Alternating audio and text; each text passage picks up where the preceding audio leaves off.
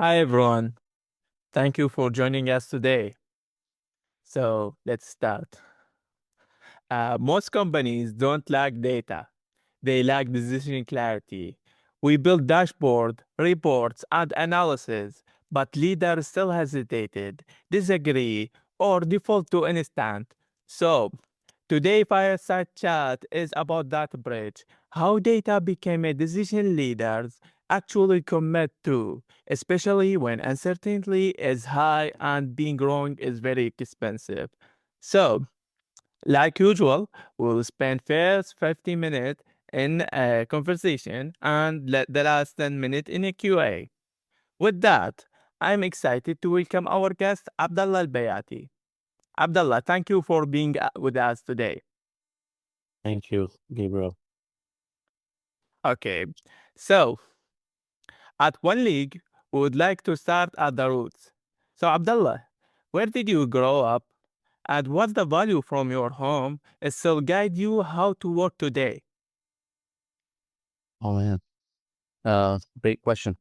I was born in Iraq, Baghdad. I spent my early childhood in Baghdad up to my teenage years, and then I moved to Damascus, Syria, and I lived in Damascus for few years. Did my high school and my college, my early college here in Damascus. Um, there's a lot you learn from moving around a lot as a young kid. Uh, um, and really, the one thing that I learned from this whole thing is I was raised by a widowed mother that my father passed away in the Iranian-Iraqi war during in the 80s, and I really learned like observing how strong my mother was going through all of that and the things that she put for us as children to have the best things that we have to have a good life. So the sacrifices she made really spoke to me and kind of like gave me an inspiration. So seeing strong women standing up to the world at the time and raising uh, her four children, and then later, after she was remarried, she has three more children. There's seven of us, and my mother was a rock star throughout this whole thing. So that's really was very important for me. What a story. Thank you. So, so, Abdullah, you work in Uber, Google, Palo Alto Network. When it comes to getting leaders to act on data, what was the biggest difference in how decisions were made in each place? And Mhm. what the one practice you had copy in any company? Yeah. Uh, Again, great question. I'm probably going to say this every single question. um, so you know, uh, I think when you were like when I was learning data analytics or business analytics in general, uh, and data science, the things you learn is it's different from the things that you face at work. But it's in a good way. You learn the fundamentals and in college or in courses that you take, and then the implementation of it differ based on the leaders you're working with, the company you're at, and the data that you're handling. Um, the one thing that stood out to me is obviously the bigger the company, uh, the harder to to to communicate the data to the right people that needs to make the decisions. Like at Google, given the size of Google, uh, just having a leader to make a decision based on data, it's difficult because of the size of the company and the amount of stakeholders that have to make that decision. So it's a very, I'll say, political type of environment where you have to work with multiple people from different teams that have different priorities and different things that they are focusing on, and bringing that data to them to make the decisions a little bit more difficult than a big company. Smaller and mid-sized companies, or companies that are structured, even if they're big, but structured to for decisions to be made faster, are really good with observing the data, understanding it, and making a decision with that. The thing that I copied across all companies that came with me and the process is keeping it simple across the board. We tend to overcomplicate solutions as data analytics data scientists, um, because we believe the more complicated the problem the solution is, the smarter or that we come across at the company. Was my early experience. It doesn't have to be everyone's experience, but also something I noticed with team members that I had and other stakeholders. So keeping things simple is so important. If you bring a complicated solution to a leader have like an executive have like 5 minutes to look at your dashboard, look at your slide, and make a decision. If you give them something complicated, you lost them early on, and they're not going to be able to make that decision. So what I brought with me is keeping things simple across the board when you're trying to get someone to make a decision. Good answer.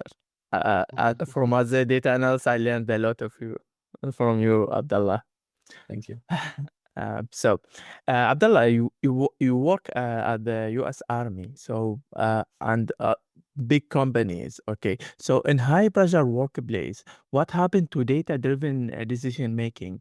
Does it improve or disappear? And what did you personally do to keep decision evidence based on every decision you take? Mm, nice. Great question. Again, the so the like the I love the chat here.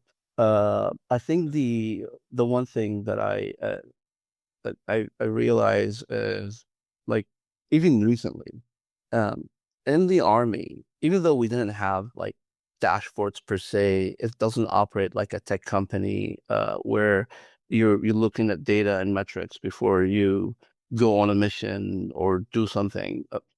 Which actually in reality they do. Like the military like operates on data.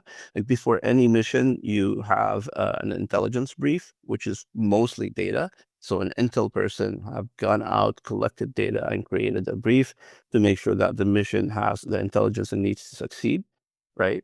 So that approach, while though they don't call it data driven, it is in its basic structure, it's a data decision. So, and a lot of times intelligence affects like whether you continue with the task or the mission you have at hand or not. So data can lead to saving lives in this scenario, or protecting people and the operation. The the other part from like making decisions in a hectic environment, that like I'm not going to compare Google to the military, even though sometimes it feels like it when I was there. There's a lot going on at a big company. You have priorities that you have to deliver as OKRs. You have customers. You have internal stakeholders. You have your own career that you have to focus on so you can, progress at your work. And when things go wrong, which things always go wrong, nothing is perfect at any company. There's a lot of moving pieces, and the military taught me when there's a lot of moving pieces, you kind of like take a step back or pause for a second, uh, and and focus on the important, because there's a lot of moving pieces, but it's mostly noise. And just find the signal, find the very important thing that you need to focus on, and the people that you need to focus on, and make that decision with them. Other than that, otherwise, you basically end up in meetings all day, going around the room and Zoom links and trying to convince people to make a decision, and the quality of that decision diminish as time goes by, because there's a lot more people that needs to be convinced to make that decision. So if you step back and find the right person, the right executive to make that decision in a hectic environment, will really be more useful than trying to kind of please everyone and solve the whole world problem in a way. Okay. So, Abdullah, uh, as a data analyst or business analyst, we all will reach a point that we need to present the data to the executive. So, what is the best way to present insight to the executive? Insight first, or decision first, or trade-off first? What is your suggestion? This is my favorite question, by the way. A great question, but really my favorite question. I I I I think when it comes to data, again, I think I touched on this. We tend to overcomplicate dashboards when we build them, right? uh, i- like it is so important to me for a dashboard to have no colors. I don't know why. Well, I tell you why. Colors have meanings, right? And we tend to put colors on dashboards that throw off the person that is looking at the dashboard, not understand it. Is this green because it's good? Is it red because it's bad? Right? Or is it just because it's going up, I put green, and it's going down, I put red, right? I- I- like you have to make it simple where you give that executive, if that's your stakeholders group, the data where it's like they don't have to question it, right? The moment they question your data, you lost them at the decision making. You're gonna have to go back to the drawing board, rebuild the dashboard, or fix the data, etc. Right? So avoid any overcomplicated, unnecessary colors or information on the dashboard, because you get information overload with data, and you have to give just the right information. Like, and I tend, when I first started learning building dashboards and data analytics, um, I thought if I build a fancy, colorful dashboard, because that's what I was seeing on LinkedIn and on Tableau Public, everyone was building this beautiful dashboards. I'm like, oh my God, I want to do that. But none of these dashboards are effective in decision makings inside a company, right? What's really effective is the bare minimum dashboard that have the right metric and communicate the right message. And the one thing that I like when I build a dashboard is like a kind of like a attention hierarchy. You always start left to right in English speaking countries, or countries that write from the left, right? Because that's what your brain and your eyes go to immediately when you're looking at a blank page, a book, or a dashboard. You go from left to right.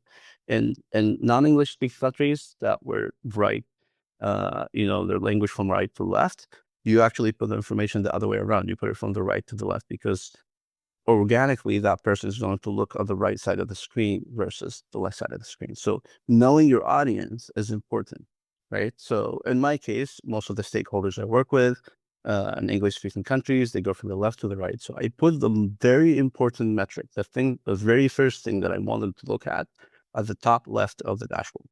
Like if I need to communicate a number or something that will affect their decision across the whole thing, if they start at the dashboard, I put that very first thing, and then you go from left to right, and then top to bottom.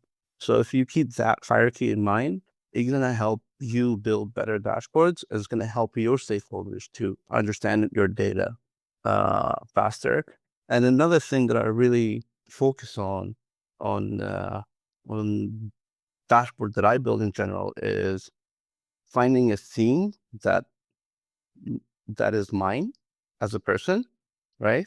Now it could be have your company colors in it, etc.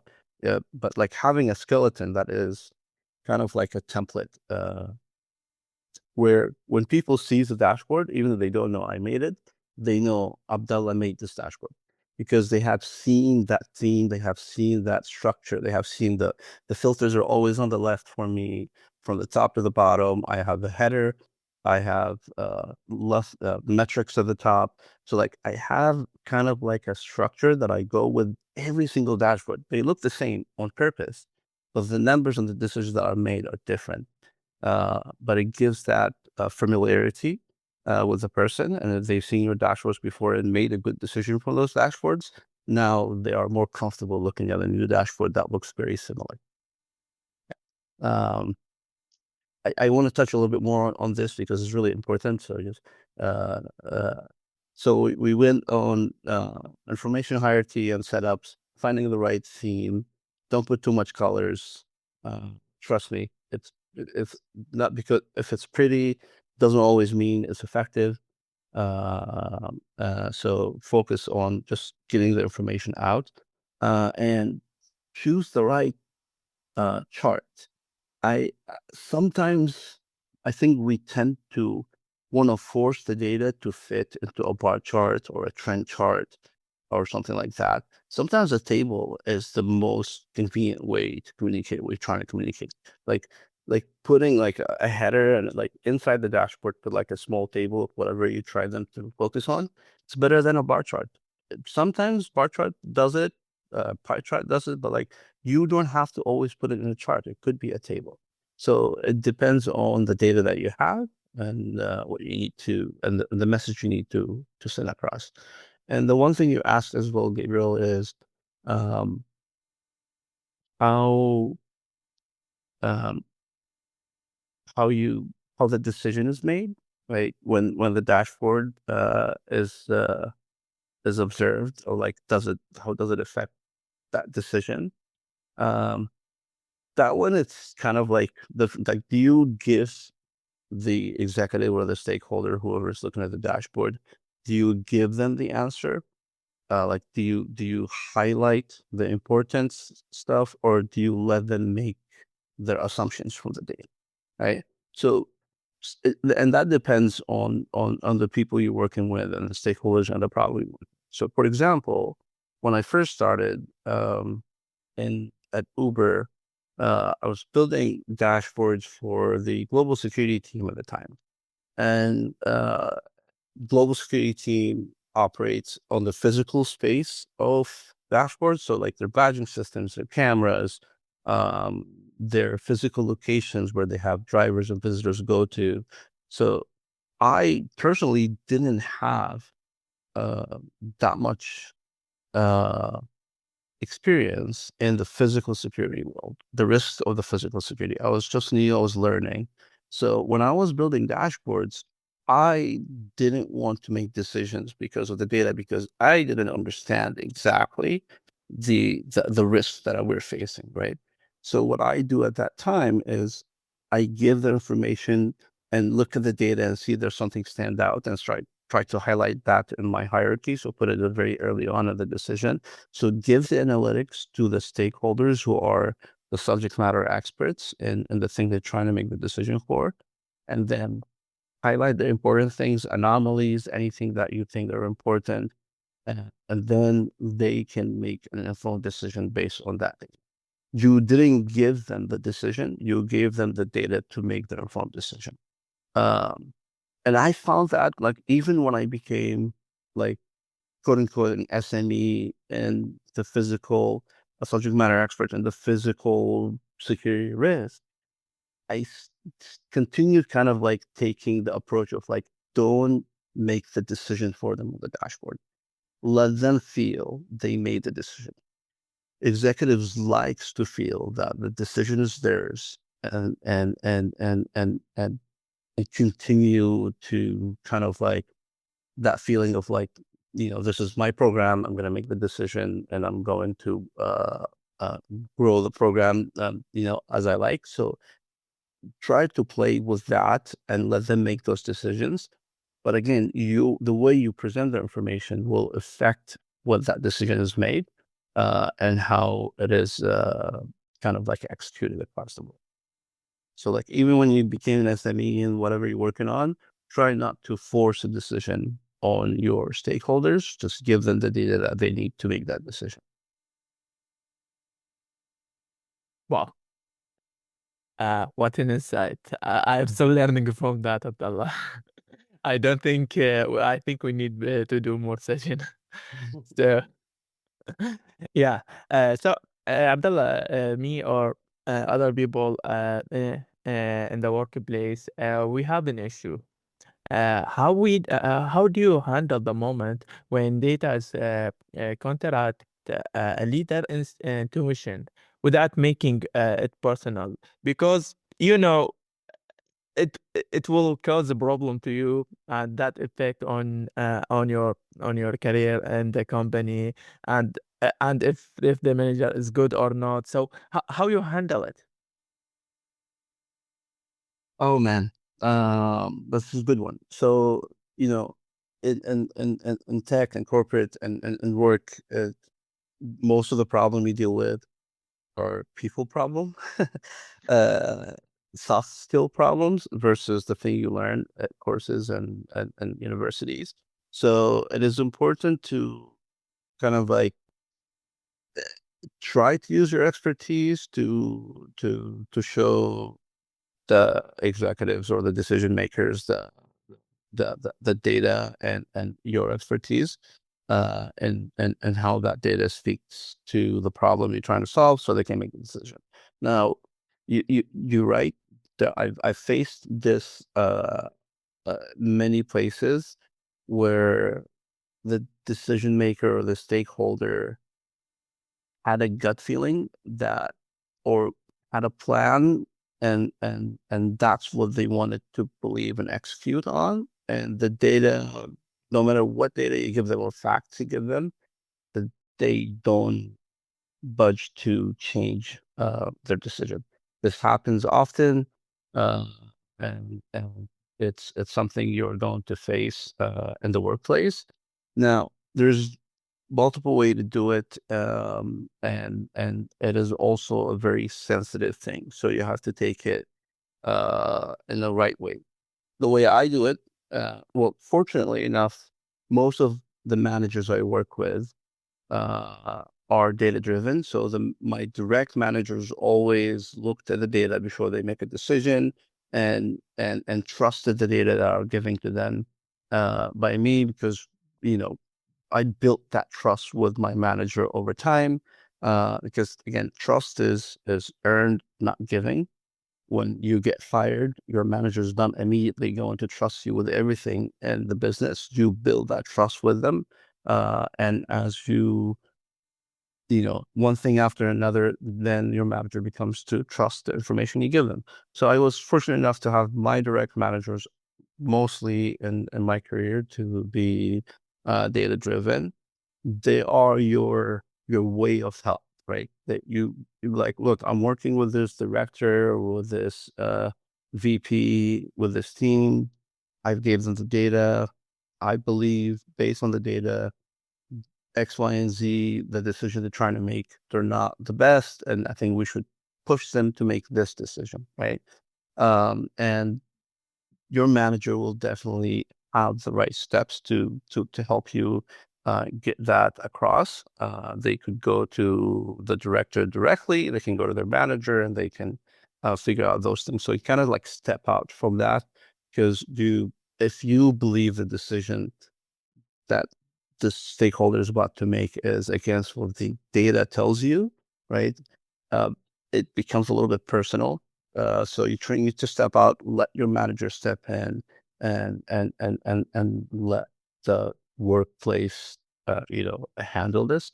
I've done before too as well, where if I have multiple stakeholders, which is sometimes in bigger projects, bigger company, you will have multiple stakeholders and multiple decision makers for the same project you're working on, kind of like get agreement from others. But there's this one person who is have the gut feeling you want to make that decision.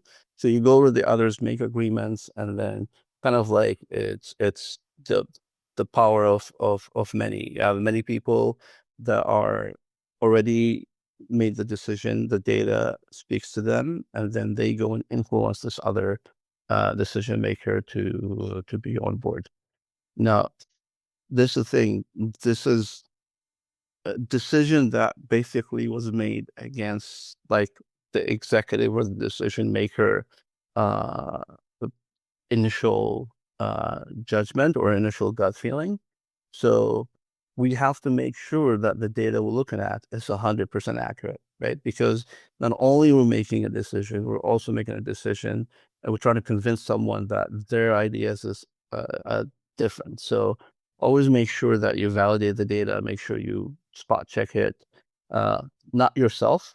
That's important. Like, you build dashboards, you miss a lot of things. You need a second eye, I promise you, to look at the data and say, wait, my manager actually in here, he just said 100%. I guess he doesn't like my data. Uh, Eli, thank you. But it's like, you got to make sure there's someone else look at the data who also understand the data. So like they can basically validate that the decisions that are about to be made are based on accurate data and will not make you look like a fool after convincing that uh, executives otherwise what their gut feeling was. I learned that in the hard way. Mm. So, but That's how you learn. You only learn the hard way. You never learn the easy way, by the way. okay, thank you. So, that gives me to and another question is related to your answer. What does good enough to act look like when data is incomplete or messy? What? How do you deal with that? How do you deal when data is incomplete or missing? Yeah, and in the same time, you need to give to the stakeholder or the decision making a result or insight. So Yeah, what you will do? yeah. So data is never uh complete, I would say. Sometimes it is, but it's never like just like handed to you in a clean, structured way, just so you can build the analytics that you're trying to build. So there's a lot of back end work to clean up the data, make sure it's accurate, there's no duplicates, etc. And you've done all that work, and there is a gap in the data where like you don't know if this is enough to make the decision, right?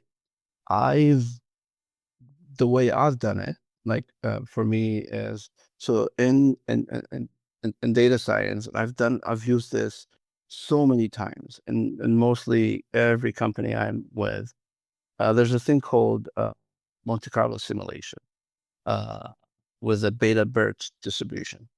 I know this sounds complicated, and I just told you to keep things simple, right? But in order to fill a gap in data, if you have to fill that gap to make a better decision, you use a simulated data based on the actual data you have. So you give your real life data to a Monte Carlo simulation distribution and say, give me a simulated data that falls within the values of my real time data, right? And you can actually, like, astonishingly, even the simulated data gets you closer to reality better than the data with the gap, right? It's not perfect, but it's like a good enough way to add statistically accurate data into your data sets and show and put that on your dashboard. You have to make it clear to your stakeholders that there was a gap in the data and it was filled based on X, Y, and Z. This is why we did it, and you have to communicate that way, that information the right way.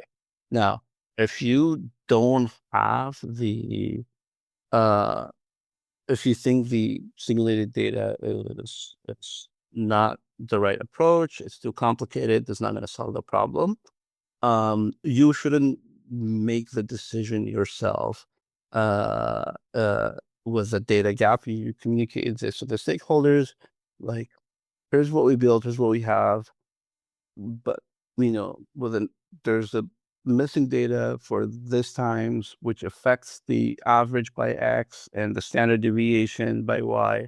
So focus on the statistical accuracy of the data versus the decision, right? And then those stakeholders, empowered with the partial data, and the analysis about what that missing data caused, and they can make an informed decision with it. Now, what's good enough? Uh, you know, any data is better than no data, honestly. Like a lot of companies, when they want to start collecting data, they start with like just a Google sheet or like some kind of like input form manual entries to like just start build up something, and then they can take it from there. So don't discard a decision just because you don't have enough data. Try to play with the data to get to a point that can help you make a good decision. Good. That lead to another question, or two questions. So the first one. So, uh, what decision? So you were talking about assumption, and you don't deliver data incomplete. So what decision did you make or were about to make based on assumption, but the data showed the opposite? So what the impact? So what impact did changing course have? Yeah, yeah. Um, so there's a lot of times where again as human beings will always tend to make assumptions on things, have gut feelings, something not adding up. So you make decisions based on those, but then later you learn after you give the right data, like, oh gosh, I wish I had this data before I made the decision, because now my decision, it looks like it was wrong, and it is wrong if it's not based on data.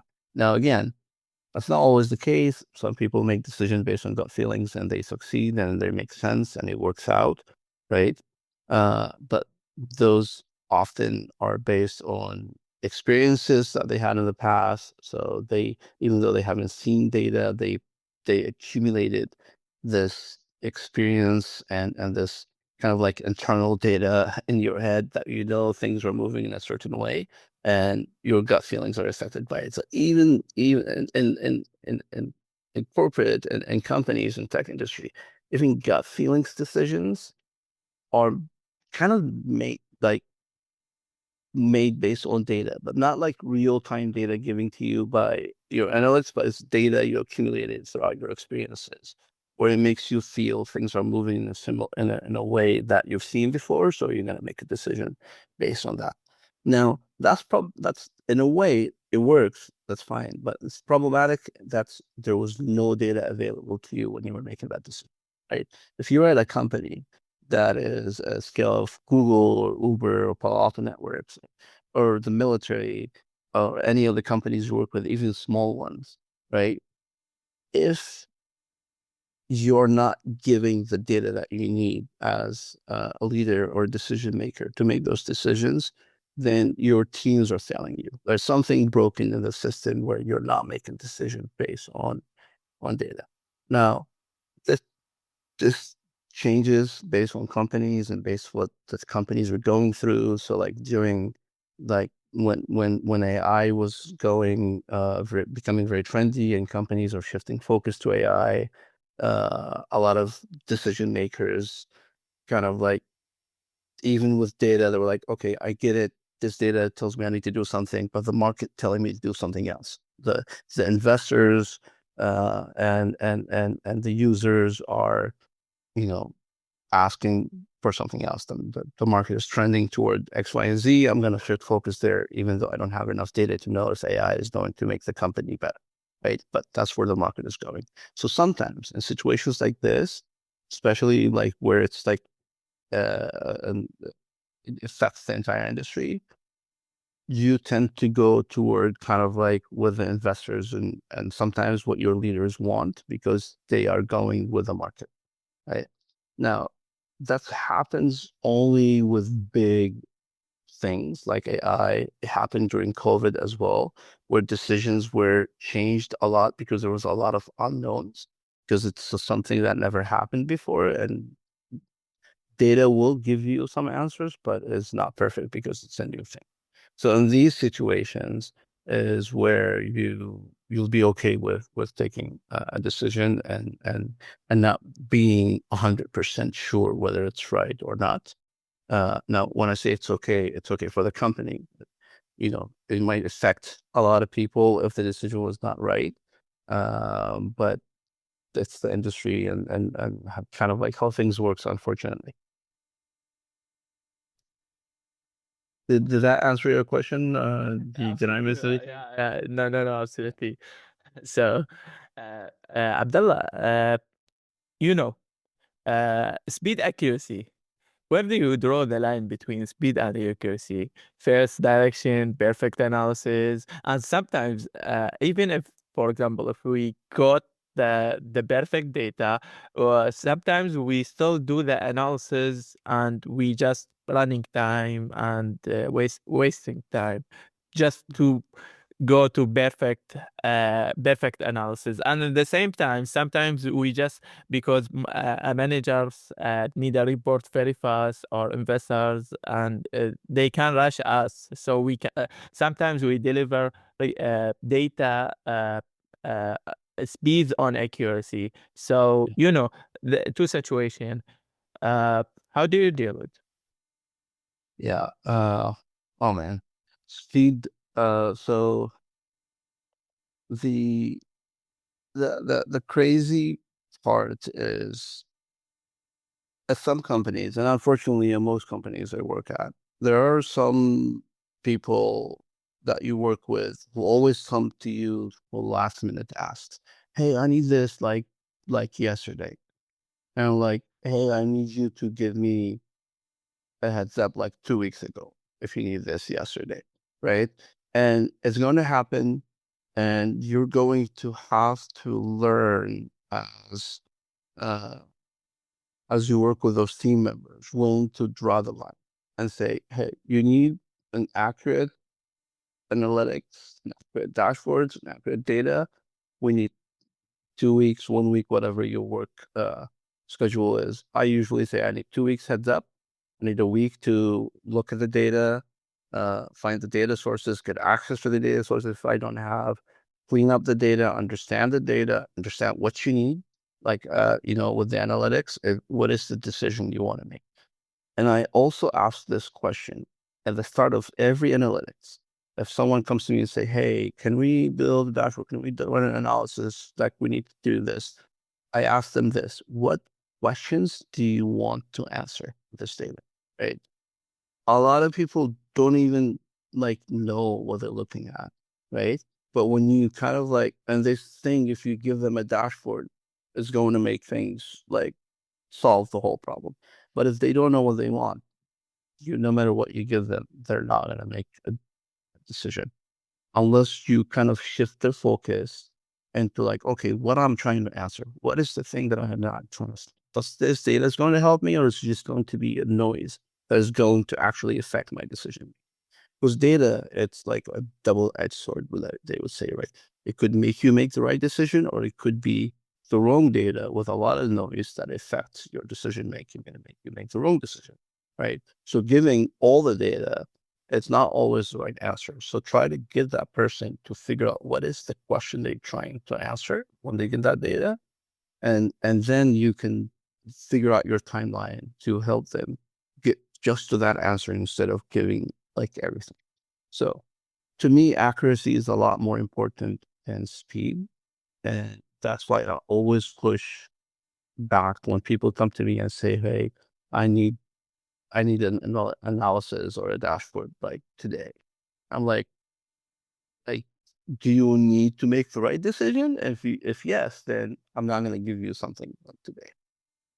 Now, you also need to be prepared for such scenarios because they are going to happen. And sometimes you can't really push back because it's coming from a CEO or someone, which I've done it before, where I pushed back on like executives, like uh, the C-suite level or the CEO level. And like, look, I get it. We need this today, but I give you this today, you're going to make the wrong decision because it's not going to be clean data. It's not going to be validated. It's not going to help you. It's going to make it even worse for you. And then you're gonna come back and blame me when things don't go right because I gave you the data, right? So make that clear if that happens. Like always have like if you haven't validated the data, make it clear on the dashboard or in the email you sent that this was a quick poll, this is a draft. We need more time to work on X, Y, and Z. So when someone comes in, asks for something very fast, and you have to give them that information. Do your best at doing it, like making sure it's like as accurate as you can, right?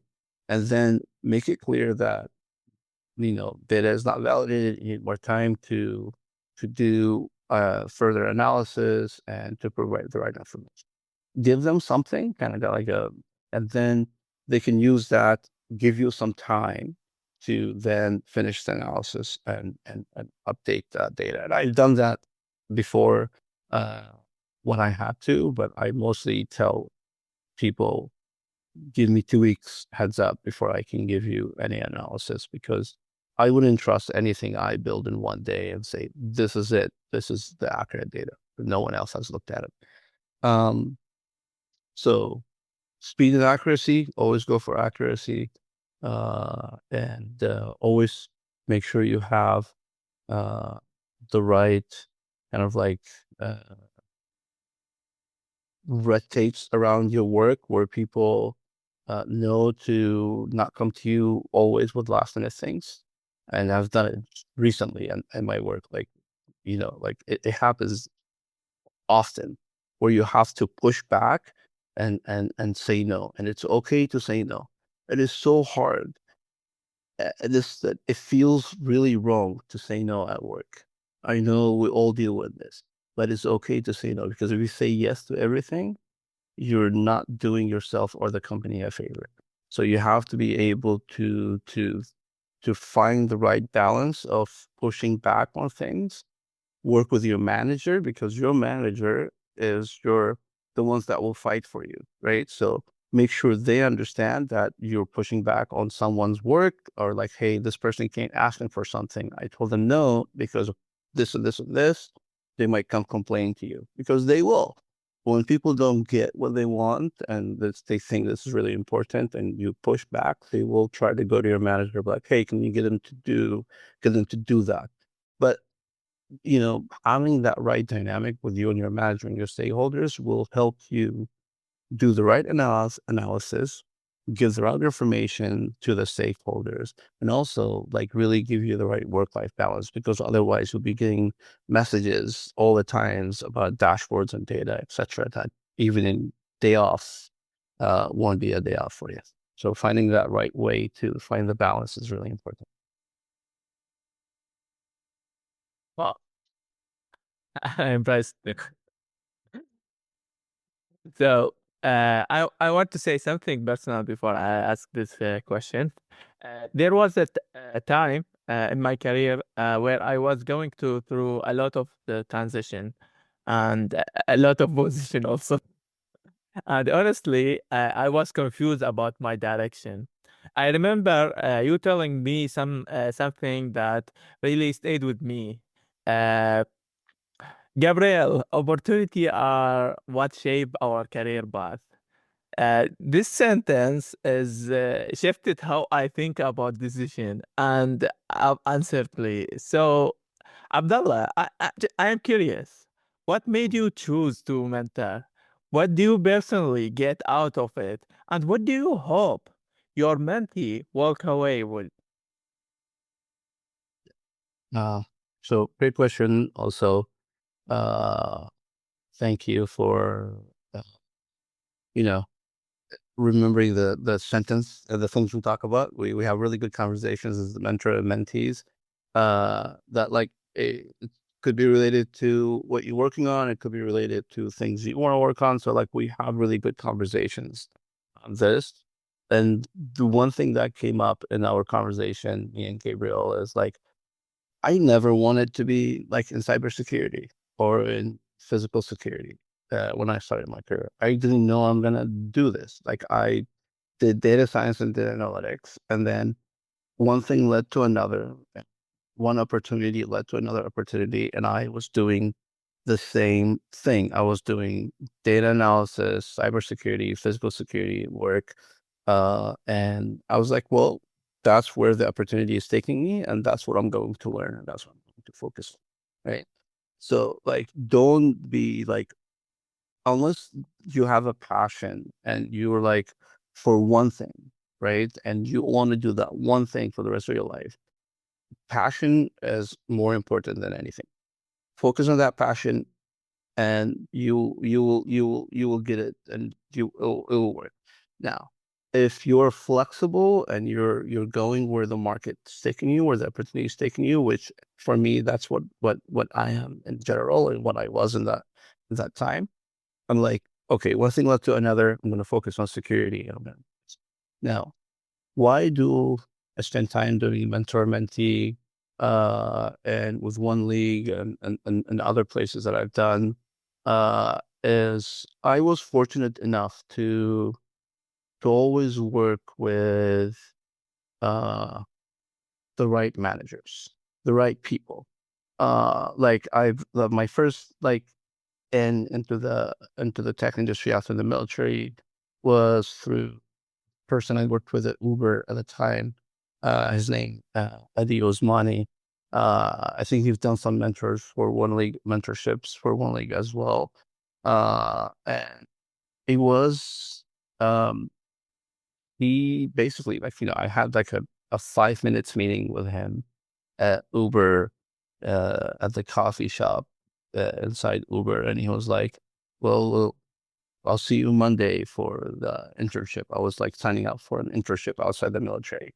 So that kind of like, to me, was like, this guy who's never met me, right?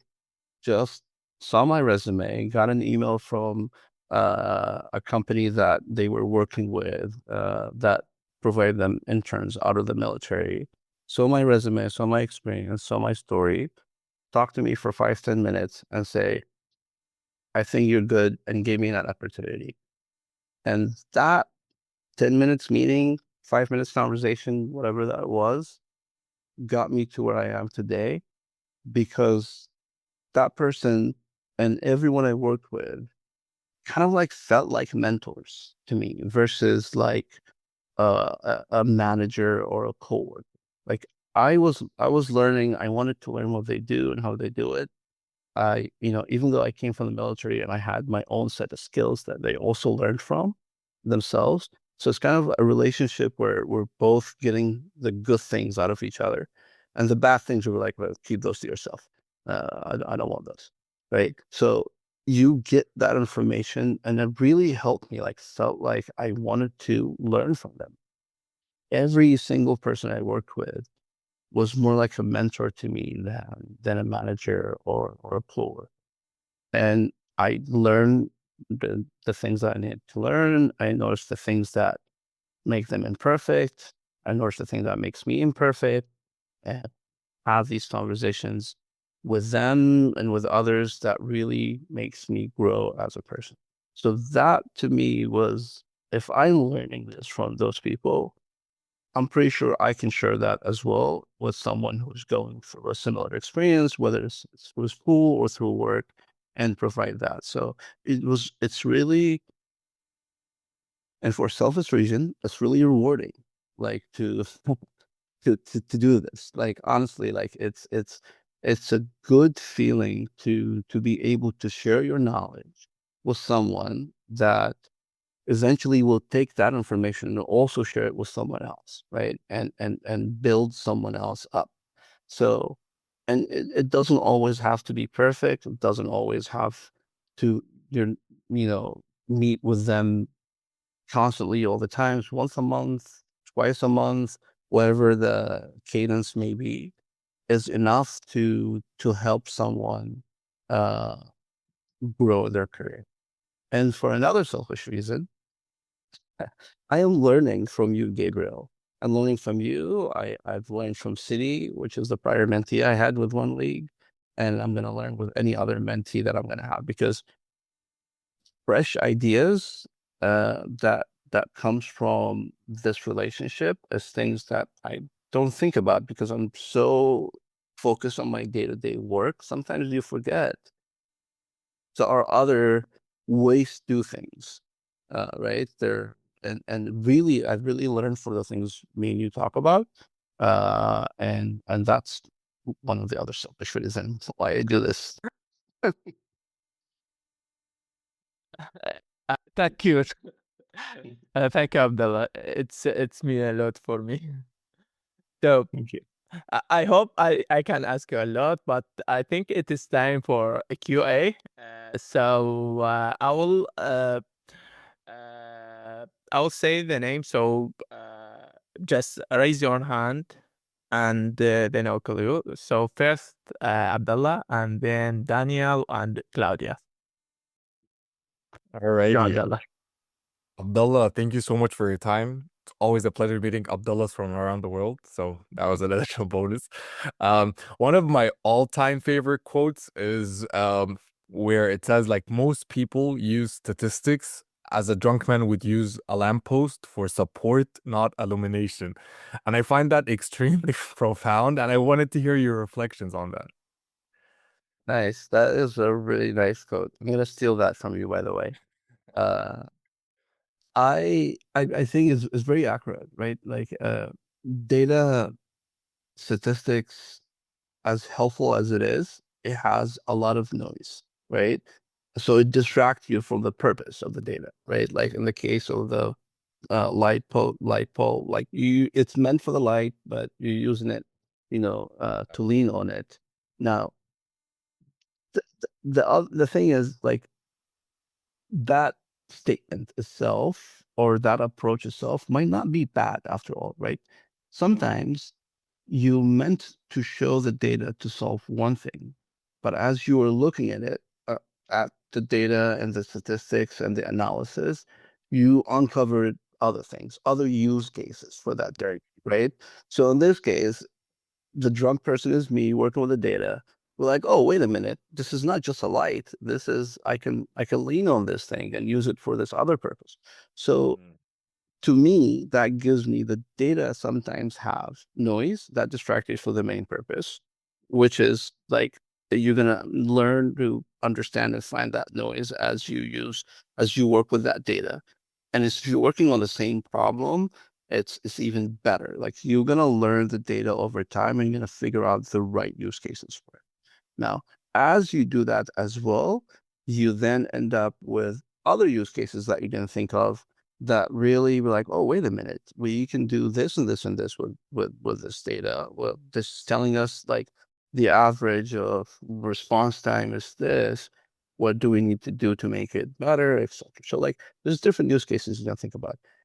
You will feel like a drunk person when you work with data, especially when it's like unclean, complicated joins that you have to do between tables and try to fill up the gaps. But essentially, when you sober up, you're gonna make you're gonna make good decisions from that data. Awesome. Thank you. Thank you, Abdullah. Daniel. Good morning, and thank you. So my question's a little bit more just kind of taking a broader context, if you will.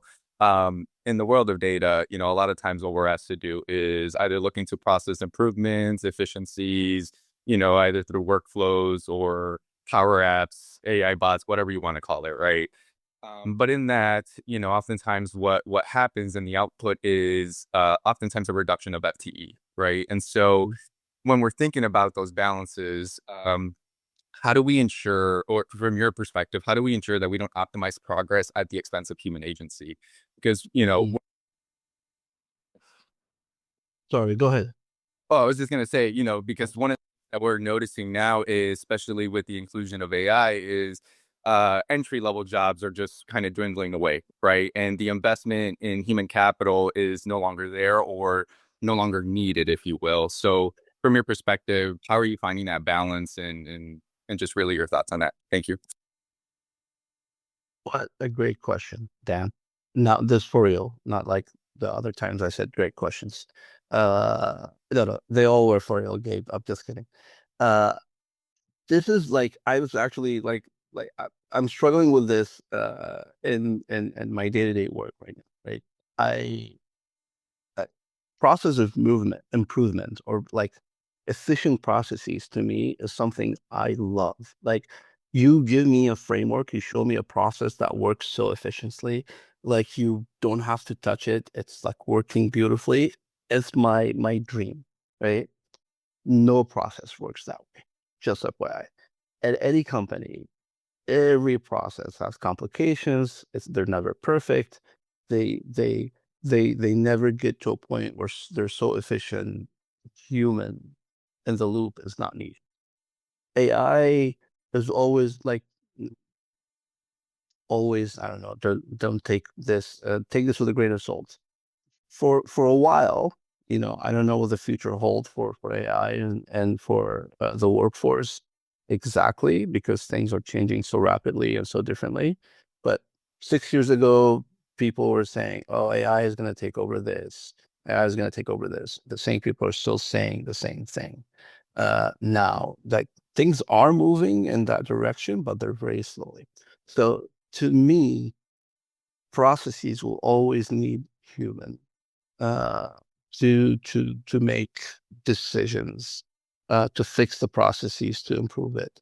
And like, sometimes I look at process and like on my current role, I'm like, why do we have 5 people doing this where we can automate some of this part of it?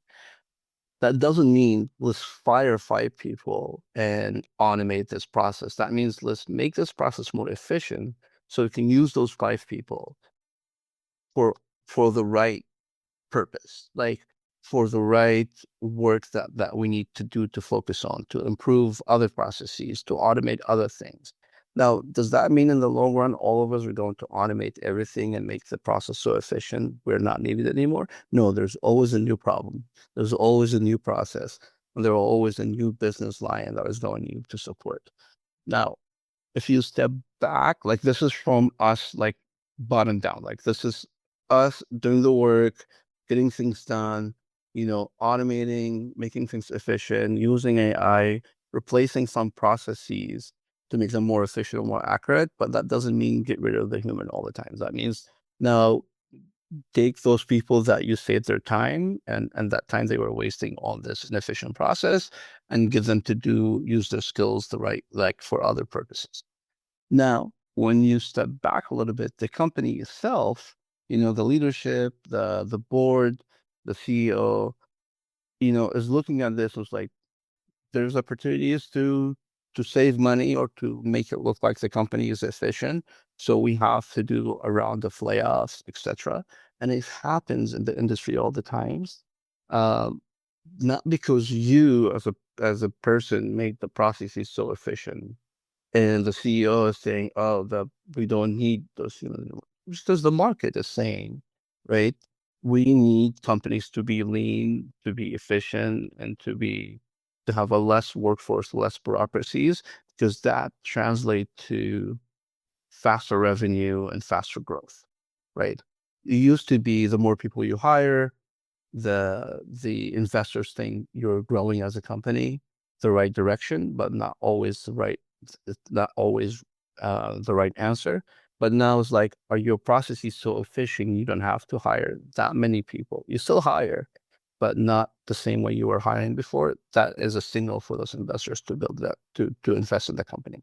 So it's like a dynamic, like, things you do is not really the reason why are people being laid off. It's the market causing this. Before I get to Claudia, the other thing, Daniel, in here is I know we're really kind of like worried about AI and all these things, but I gotta tell you, I really think it's more of like, it's going to help you as an individual to do your work much better. Like, if you have a sidekick all the times to help you do things, become a subject matter expert in something, figure out what's that subject matter expertise that you need to be focused on, and then that will get you into